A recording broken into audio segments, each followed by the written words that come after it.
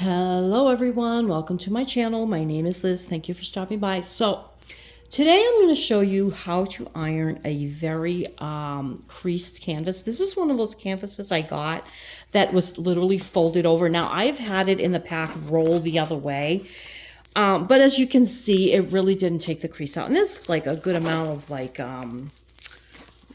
creasing or warping in this canvas, okay? This is going to be a little tricky to do because when you get a crease like that, it can be a little, it can be hard. This is one of those, I think it was Diamond Arctic Core canvases. So the first thing I do when I do any ironing, and occasionally I forget, and it's a bad thing to forget, but usually the first thing you have to do, and I'm going to use my handy dandy straightener to see if it actually works better than my hands. Is I do this, I take the plastic off and I straighten it because it helps the canvas to relax, okay? If you just try to iron this without the canvas relaxing, it's going to be harder and it may not ever really get a great straightening on it. Now this here, let's see, because it's so creased, ugh, can't believe they did that, but it's so creased that it really just needs to like be highly stretched, okay? And I'm trying to do it so that it's, I have to pull it back again. So you just have to be a little bit more careful. You just have to like really stretch it well. Is that stretch? No, see, there's a cavern there. That's the problem I'm running into. It's like it's leaving a cavern and I'm just trying to really stretch it out. See, as you can see, it's already flattened a little bit, but that crease is still there. This area is not so bad, you know, as you know. If you've done diamond painting, you know that when you take the plastic off and straighten it out, it definitely relaxes the canvas. And so some canvases are fine if you do this. They'll flatten out on their own if they're decent canvases. A lot of them no. People will put them on their books or under their bed, their mattress, whatever. I don't do that. It probably works just fine, but I just don't have the patience to do that. And I don't want to. All right, so we did that. All right, and this is really cute. This is Jasmine.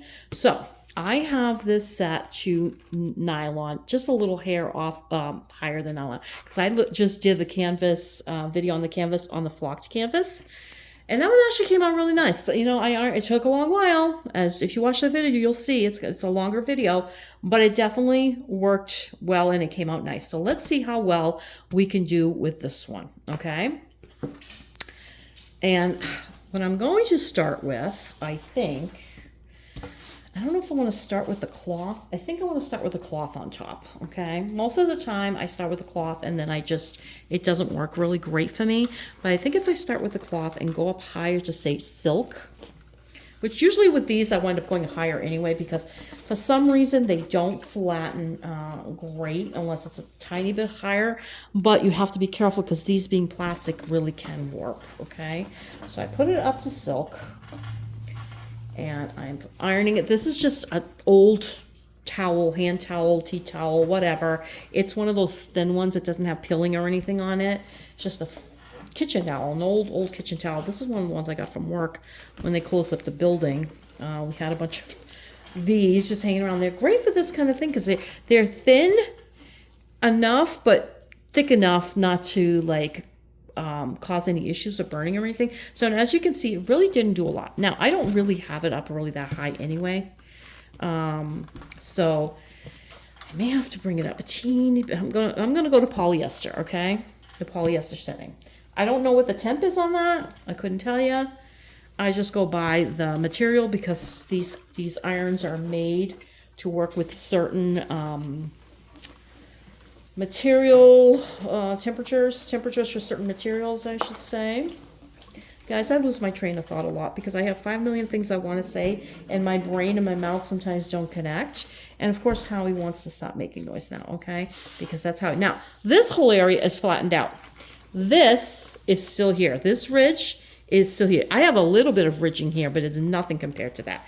So I'm bringing it back down to just under silken wool, okay?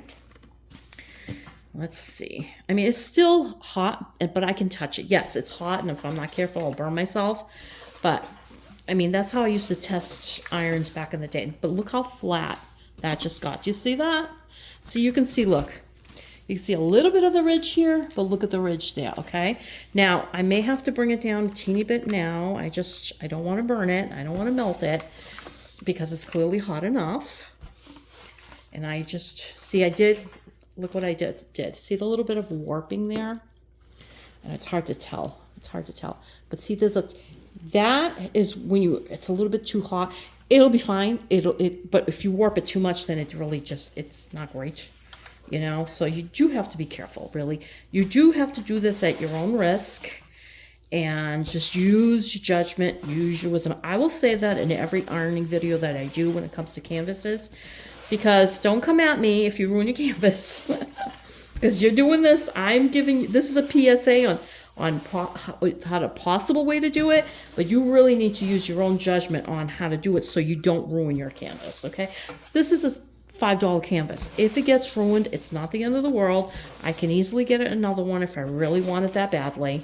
So I'm sacrificing it if I ruin it just to show you that, you know, how to do this. Now it's still got a bit of a ridge. I can still see it a little bit, but it's pretty much gone. Like, it's still there. Like, you see it a little bit? But it's a lot flatter. And as you can see, if you go to this side, it's a lot flat. Is it still there? Yes. So I'm going to do this again. I'm going to, and this is very hot, so be careful. I mean, I can touch it, but it is hot. You know, if you're super sensitive to, like, temperatures and stuff. Now, as you can see, I don't know if you can see it. Hold on. See here? It does have a little bit of a warping. I put that iron. It was a little bit too hot. It warped a teeny bit. Not enough for me to say, oh, I need to get a new canvas, but enough for me to say I shouldn't have done that, okay? That's where you have to be careful. So let that be a lesson. You know, don't pull a Liz, okay? Because sometimes I just do things but like I said, it's not that huge of a deal. If I ruin this canvas, it's seriously not the end of the world, okay? By any stretch of the imagination. Now, if it's a canvas that you cannot get again, although most canvases, unless they're premium canvases, you can get them again. Although the one I just did, the cloth one, that one I can't find that one anywhere. So sometimes you can't get them again. Like I said, I'm stretching it again here. One thing I've noticed too is after I iron them, sometimes it feels like the glue gets stronger and this sticks more. Now, it's never stuck to the point I can't get it off, but it feels like it sticks more, okay? So yeah, so just be really careful ironing it. You don't want to ruin your canvas, okay? You really, really don't. So I just have it, like I said, a little bit over nylon. Here's the nylon down here. Hard to see, and the notch is over here. So and there's these little ridges, so it's one ridge over, okay?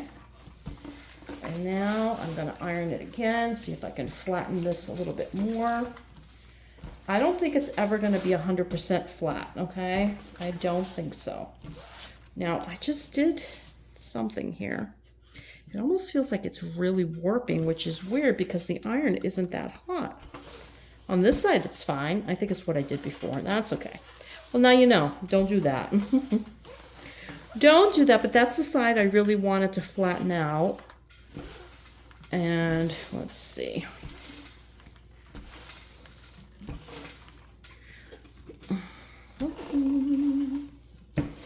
Okay. And I put a little bit of elbow into my iron. Like I put a little weight on it. Now you're seeing a little bit of like markings here. I have hard water, so I put regular water in here. You know, I just realized today, I don't know what I was thinking. I should use distilled water in my iron, right? You would think I'd have a clue, right? But no, I don't iron enough to even think about stuff like that. I mean, I've had this iron for a long time. And I'll iron, like, if we're going somewhere, like, say, a funeral, and I got to iron a shirt or something, and I'll iron canvases. So it's not like I sit there ironing sheets like my mother-in-law used to, or my mother loves to iron. She loves ironing and sewing. Like, I don't mind sewing, but it's not my thing, but I'll do it. But my mom, man, she loves doing laundry. She still hangs her laundry out. She loves it. I like it too. It's nice, but I don't like the pollen that gets caught in the laundry, you know? So bringing this back down because it feels really a little bit too hot. So I don't know why all of a sudden it's feeling hotter than I would want it to be because it's still on the nylon, but okay. Just keep it on the lowest setting. If you really are worried about it, honestly, if you keep it on the lowest setting, generally, I mean, that's not even the lowest setting. Nylon's not the lowest. Lowest is way back here. Or is that off? No, that's off. But it's way back, okay? But the nylon, I figured nylon, you know, because that melts super easy. I leave it on the nylon because anything lower than that is just too low. It's just too low. I mean, you probably can do it, but it's going to take you an hour possibly, just going back and forth. But if you're nervous about it, you know, start on the very lowest setting and continue to do it. Okay, so it still has. Actually, it's not even at the ridges there anymore that I can see.